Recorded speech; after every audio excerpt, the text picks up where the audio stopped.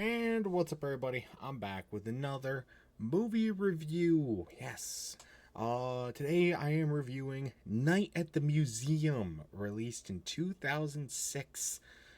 Yes, another one for the 2006 project, baby. I am on top. Finding another one.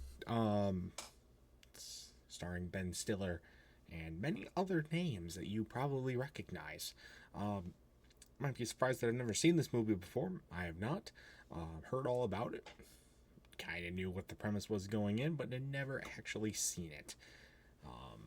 But we finally did it. We did a marathon, which is good because the movie marathon backlog was about to run out. So we're glad that we were able to get another marathon in to extend it at least a little bit longer. So I got a lot of thoughts on this movie, so let's just jump right into it, shall we? And yeah, let me elaborate on that cast lineup. We got Ben Stiller. You got Robin Williams. Owen Wilson makes a prominent appearance in these movies too, as well as a lot of other actors that are just kind of there.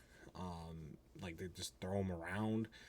They don't have like main character roles, but they do throw in some bigger ones too. It's a pretty stacked lineup, but it's not a lineup that you would think makes a lot of sense. It's very jumbled around, and I mean it works. It's fine. I don't really have any hatred for it. I think it's fine. Also, a lot of people probably don't remember this movie came out back in 2006. It's almost 20 years old now. And probably the reason for that is the CGI is surprisingly pretty good, especially for the time, 2006. It does show its age here and there a little bit, and it does feel a little bit tacky in some places, but for the most part, like all the moving animals or skeletons or statues and all that sort of stuff that wasn't like obviously like a costume or an actual person just playing it, it looked pretty natural. It looked really good. If I hadn't known this movie came out in 2006, I probably also wouldn't have believed it. It was surprisingly still pretty up to date. This movie also has a lot of really funny moments, which I guess I would have expected. Ben Stiller and Owen Wilson and Robin Williams obviously are all more comedic level characters, comedic level actors. But there's a lot of just, bang bang moments where, somebody gets just hurt out of the random. There's a really funny line said, or there's really funny gags. But they're not like super sporadic. They're not super in your face. They're not forced upon you. They just kind of happen. And so it helps it flow well. It doesn't really just interject into the plot at any point. And it's really nice. So got some good laughs out of me. I will say that.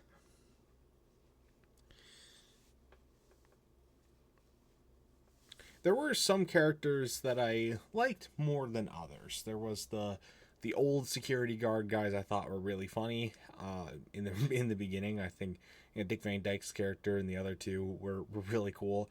I mean the plot twist of them being the villains of the movie, it was very weak. I think this was a very weak villain in the movie. I mean, it was an extremely generic plot twist, and there wasn't really, I mean, it was pretty known that it was going to be this way. Like, you could obviously tell, like, there wasn't a very established villain from the beginning.